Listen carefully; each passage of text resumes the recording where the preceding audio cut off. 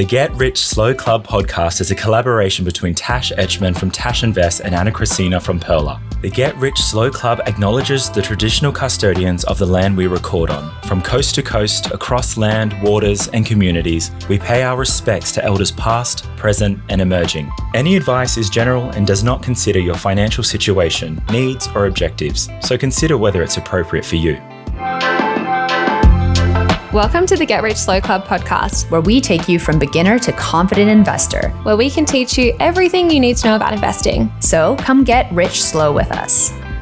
In today's episode, we're going to go over some of the top paired ETFs. For some investors, investing in just one ETF is totally fine, whereas others want to customize their portfolio a bit by choosing specific ETFs. So this episode will be helpful if you're wondering which ETFs might go well together. But first, we have some good news from our friends at Perler. Thanks to the investing habits of their community, Perler recently exceeded $1 billion in funds under management. For context, that's around 200 million takeaway coffees. This is a big number, but the reason we're so excited is because Perler's investors are living the get rich slow philosophy. So of every 10 transactions on Perler, 9 are buys, meaning their community is investing for the long term. And of those buys, 80% are ETFs, which our long-time listeners know we love. Big congrats to Perler and everyone who invests on Perler, because that's a huge number. It's very exciting. Indeed. Yes. But first, let's kick it off with our money wins and losses. After debating it a few weeks ago, I think we've decided to change it to money moments, but we had some really good feedback. Yeah, so a bunch of people from our community reached out to us. As you heard, we were thinking of changing it from money wins and losses. These are some of the responses we got from our community. Money culminations, you win some, you lose some, money vibes, money hacks, learnings or teachings. And then we had a bunch of people who were like, well, I like it the way it is. Or money wins gets used a lot in conversation, so I like it. Here's another one, fin win. I like the rhyming there. Yeah. And then someone said, updates, please. Something neutral because we need to take the stigma out of money. That's a very good point. That's kind of why I thought about changing it in the first place, because I like money wins for sure, but money losses just sounds a bit negative. And I was really struggling to think of money losses because they're more money learnings in my mind, or money, I don't know, reflections instead. But I like money moments. Sounds like the money moments is the winner. So we really love that. We're going to go forward with money moments. And so what's your money moment then, Tash? My money, more of money learning than a money win for my money moment. Gosh, all the names now.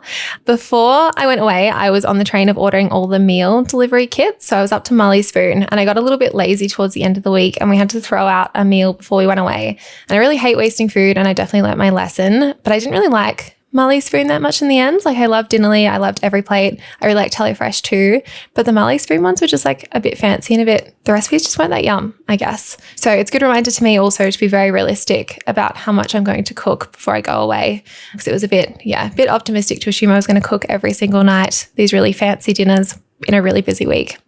But anyway, I've learnt my lesson. Money moment lesson for sure. Money moment, yes. Mine is one that I've been procrastinating on for ages. So we bought our house about 2 and a bit years ago, and there's always things to be working on the house. One of the things was we had closets that had no shelves. So just a bar to hang your clothes. Oh. Yeah. It's an older house, I don't know what the people before, like, I guess they never folded clothes, maybe? I don't know. Or maybe they had something put in there. The thing is, I've been looking at this for ages, and I wanted to get the IKEA pack set, which is like upwards of $1,000 if you get it all kitted out. And then my partner found somewhere that there were actual shelves with drawers that were quite cheap, and purchased them right away. They fit perfectly. We just slid them in once we kind of built it. And in that whole process, we also we signed up for a $25 email sign up where you get $25 off. I checked cash back and cash rewards and which one got the best discount and went with that one. Nice. And which was great. So we bought shelves for our bedroom, but then we realized kids don't have anything for theirs. So we went back to order, but they were slightly more expensive. Oh no. So I went into incognito mode and tried to see if it was just often companies track your cookies. So if you've been on the site, they know that you have visited and therefore they can jack up the price. So just something to keep mindful of. But even in incognito mode, I didn't get it for cheaper. And we were like, oh, well, should we check through a different VPN? So just like living in a tech house, there's like all these ways of thinking about it. But in the end, it wasn't that much more. It's like $20 more. And already like I'm getting cash back. And because my partner bought it the first time, I'm buying it the second time, we still got the $25 first time email sign up. So overall, much cheaper than the $1,000 at IKEA. I think the shelves cost us less than like around $400. So oh wow, over half price. I love because I go down this like rabbit hole a little bit too when I want to get something cheaper, and I end up spending hours Googling codes and trying different things and trying VPNs as well from different countries. I'm always like, was that worth it? But then usually I enjoy getting a good deal, so I think it's worth it. Yeah. I wish it was as cheap as it was like a few days earlier, but you know, like it's fine. It hurts when you know what the price was. Yeah. You're like, no, but I want the same one. Yeah. We have a community win as well. I was really excited to read this one. It said, my husband and I are now homeowners. We are finally on the property ladder and I couldn't have done it without listening to your podcast. How good is that? Oh, that is so great. I love when people, like I get messages like this all the time where people are like, hey, I've changed things and I wouldn't have been able to do it without you sharing all that stuff. So yes, keep your money wins coming. Like we want to just hear more of them. We love it. It's nice to know that we're actually being helpful because sometimes it feels like we're just talking to ourselves sometimes. So I love the positive feedback to be like, oh no, it's actually helpful to people. So thank you. Yay. For today's episode, the top paired ETFs come from Perla, which is a wealth management platform or a broker where you can buy ETFs from. The average portfolio on Perla has 2 to 3 ETFs. So usually the community is keeping it simple. And today we're actually going to go through some of those top paired ETFs. It can feel really overwhelming trying to decide which ETFs you want to buy. So that's why we're going to go through them. There's no right or wrong answer. Plus you can evolve as you go, but this is for educational purposes. And really it's up to you to decide what you want to do and how you want to invest. We're going to be talking about some of the ETF providers. So along with ETFs, there's also ETF providers. So there's a specific ETF that you might be investing in like VAS, and that is usually through an ETF provider, which is Vanguard. So it's a little bit confusing, but we'll try to walk you through it. So the ETF providers that we're going to predominantly be talking about today are Vanguard, BetaShares, and iShares. There's also other ones such as VanEck and Global X Securities. Remember that depending on what ETF provider you use, you're going to still have to sign up through a share registry. And there are 3 main ones, which is ComputerShares, Link Market Services, and Boardroom. I think we're planning an episode with someone from one of these registries soon. So keep an eye out for that because that'll be really interesting. But just going back to the ETF providers, I like to think of them as like the manufacturing companies. So they're companies who mix all the other companies together and make an ETF, a nice little parcel of shares for you to buy. So let's kick it off with our first pair. It is VAS and VGS. So VAS is Vanguard Australian Shares Index ETF. So VAS holds the top 300 companies listed on the ASX. Its management fee is 0.07%, or as we like to say, 7 basis points. Not to confuse people, but that is the terminology that gets used when it's in these small amounts of decimals.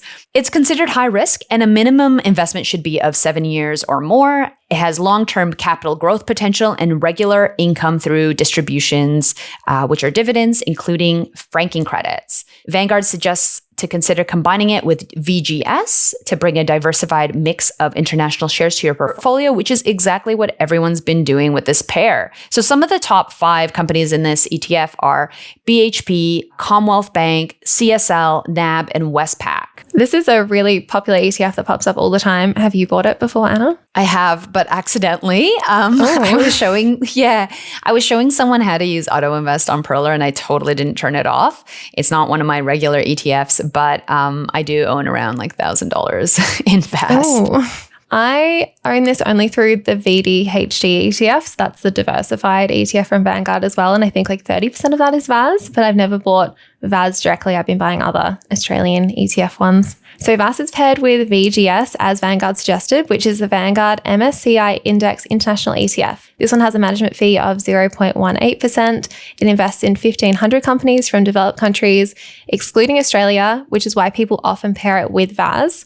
It invests in companies from around 23 different countries, including the US, Japan, UK, Canada, France, and Switzerland. And one of the reasons you might want to invest internationally, not just in Australia, is that you can get access to sectors such as technology and healthcare that aren't really represented in the Australian share market. The top 5 holdings are Microsoft, Apple, Nvidia, Amazon, and Meta. Yeah, so this is a very popular pair, VAS and VGS, because it does hold Australian companies and it also has international companies within your portfolio. And that's why it seems like as though it's quite diversified. Yeah, easy to hold a lot of the world in 2 ETFs pretty much. This one's also good because there's no overlap. So VAS is just Australia and then VGS intentionally excludes Australia. So by buying both of these, you're not overlapping any of your holdings, which is great too. Okay, so let's move to pair number 2. Again, we have VAS as one of them. So we just went over VAS. And this pairing is similar to the first one, but instead of an international ETF, this is paired with a US one instead. So the US ETF is IVV, which is the iShares Core S&P 500 ETF. So we often talk about the S&P 500 as a standard benchmark for measuring performance, and this is the top 500 listed US companies. So on the BlackRock website, it lists this as a minimum of 5-year investment with a medium to high risk. It's got a really low management fee of 0.04%. It had a share split in the last few years. I think they divided it by 10, which on some of the brokers, this makes the returns look a little bit messed up. So the ETF ended up costing $500 per share, but now it's only $50 per share. This is really interesting because I remember talking to a friend who was trying to get into share investing, and they were like, oh, the minimum I have to pay is $500. And if I buy IVV, I literally have 1 share. Mm-hmm. So they didn't know whether it was worth it. I guess in that way, like they were trying to weigh up the understanding of should I hold just 1 share? And in this split, it actually kind of allows people to have more shares as well now. And this is good for dividend reinvestment plans because you can only buy a full share. So if you had like $1,000 in IVV and you were only earning like a 3 to 4% dividend, if that each year, it would take you years to end up with $500 to be able to buy another share with your dividends. So people with those plans, their money was just kind of sitting there until they built up enough to buy another whole share. So now that it's split and it's lower, your money can be reinvested more often, which is great. So what are some of the top companies in IVV? Again, similar to VGS, I think they're pretty much exactly the same. Microsoft, Apple, Nvidia, Amazon, and Meta. The only difference though with this pair, as you've mentioned, is that it is investing specifically in the US, in those top 500 companies. So if you want to be a bit more diversified, this is something to take into consideration because you're not investing in Japan, UK, Canada, France, etc. Even though the US is one of the biggest markets, it is just something to consider when you're deciding what ETF you want to invest in.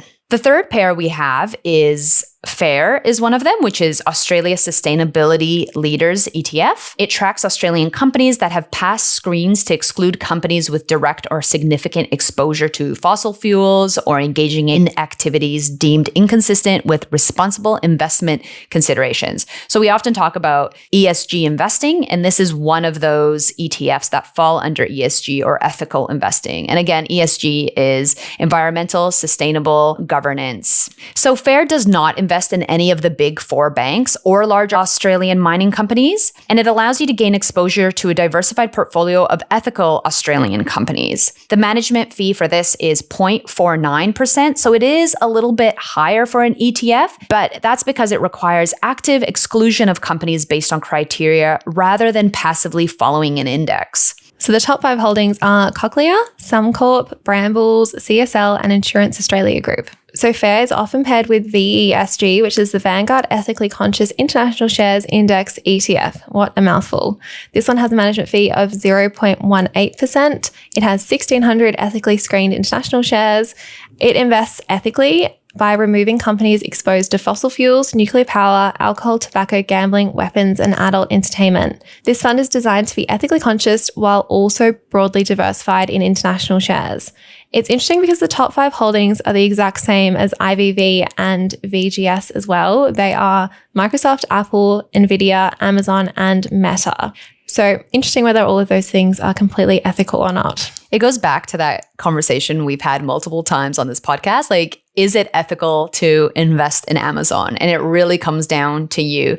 There are specific ETFs that you can invest in that maybe align specifically to a thematic. So, whether you're focused on more solar energy and energy sources that are more sustainable, you can invest in those as well. But the challenge with some of these ETFs is that they want to be more broader and more ethical and diversified all at the same time. And still have the same returns. It's hard. Yeah. I find it really interesting that these are paired together because in my mind, FAIR and ETHI go together, which are both beta shares ETFs. And just for an example, ETHI is like their international version. So kind of you'd compare it to this VESG one.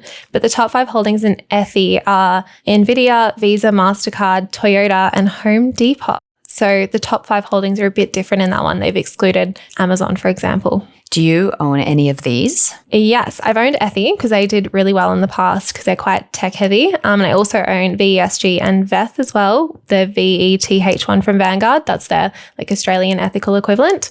I've got like almost $60,000 in VESG and it's done quite well. Initially, it was underperforming because it missed out on a lot of those oil returns that other companies were seeing, but it's caught up, which has been good. Yeah. I also do not invest in FAIR, but I think it's a great option for people who want to be a bit more ethical in Australia specifically. So similarly, hold VESG and ETHI and so forth. So let's go to the next pair. This is the 4th pair that we have and the last one on the list. This is the A200, which is the Australia 200 ETFs. The fee is 0.04% or 4 basis points. So it's quite diverse in the fact that you get the top 200 companies listed on the ASX and the dividends are quarterly. So the top 5 are similar to VAS, BHP, Commonwealth, CSL, NAB, Westpac. This is the only Australian ETF that I haven't bought, I think. So I own VAS obviously as part of VDHG, the diversified one.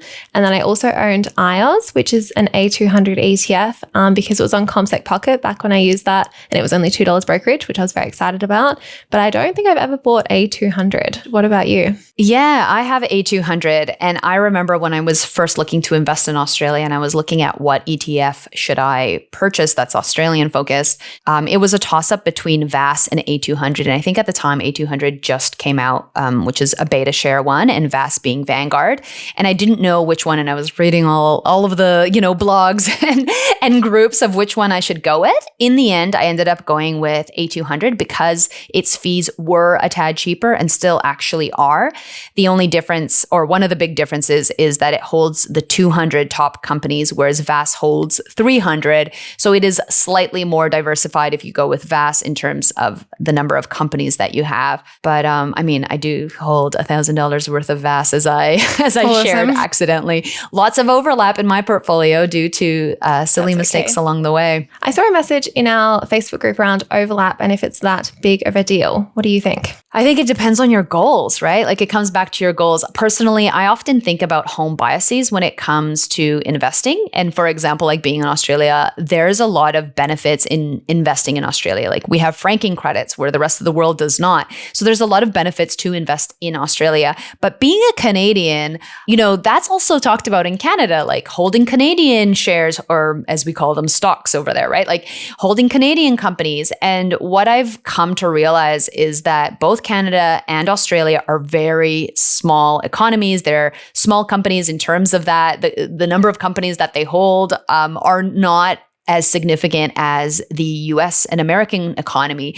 And if I'm focusing just in one space, I'm missing out on everything else and the growth that's happening around the world in other countries. So I think it's great to hold some of that in my portfolio. But when it comes to the overlap, just being aware of what you're overlapping. Are you overlapping a lot of the American companies, the Australian companies? And how do you feel about that holistically? Yeah, I feel the same. It's like whether you're aware or not. Like for example, if you're buying VDHG, which holds 30% VAS already, and then you buy VAS on top of that, you might have pushed your Australian holdings up to like 50 or 60%. And if that's what you want, then that's great. But I think the error there can come if you're not aware of it, but I wouldn't focus too much on it. Like it doesn't matter if you've accidentally bought $1,000 of VAS and then you buy A200, like that's fine. It doesn't matter. Are you judging me?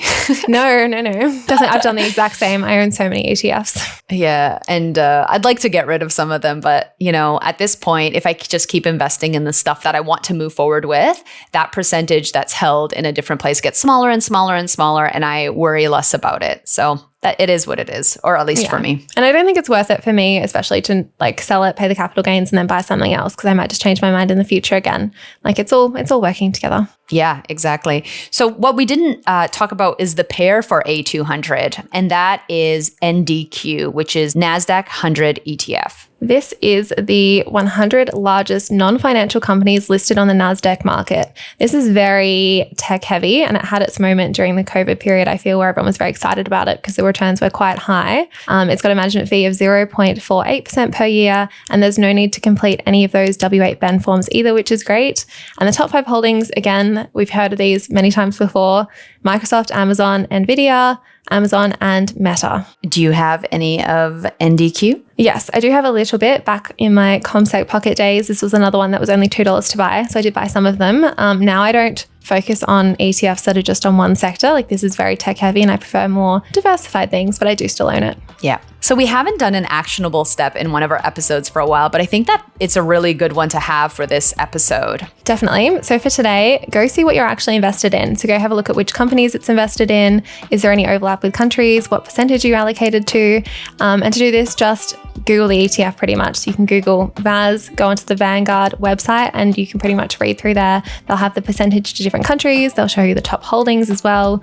It's just a really good idea to get familiar with what you're invested in if you don't already know. And if you're not invested yet, you can literally do this for your super fund as well. So you can see what your super is invested in and it'll give you an idea which might kind of spark your interest in your own investing journey. Yeah, I really love the Australian Super website. Even if you're not invested with them, I really like how they've laid out timeframes and what they're investing in and why. So that's a great one to have a look at. And that's all for this week. Thanks for joining us. Bye.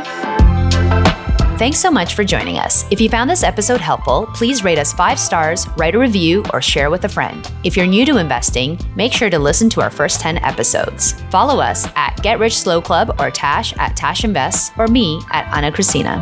This show was brought to you by Natasha Etschmann, who is an authorized representative 1299881 of Guideway Financial Services, AFSL 420367, and Perla, who is an authorized representative 1281540 of Sanlam Private Wealth, AFSL 337927. Knowledge is power, especially when it comes to investing. So make sure you check out our financial services guides and read the product disclosure statement and target market determination for any investments you're considering. See our show notes for more info.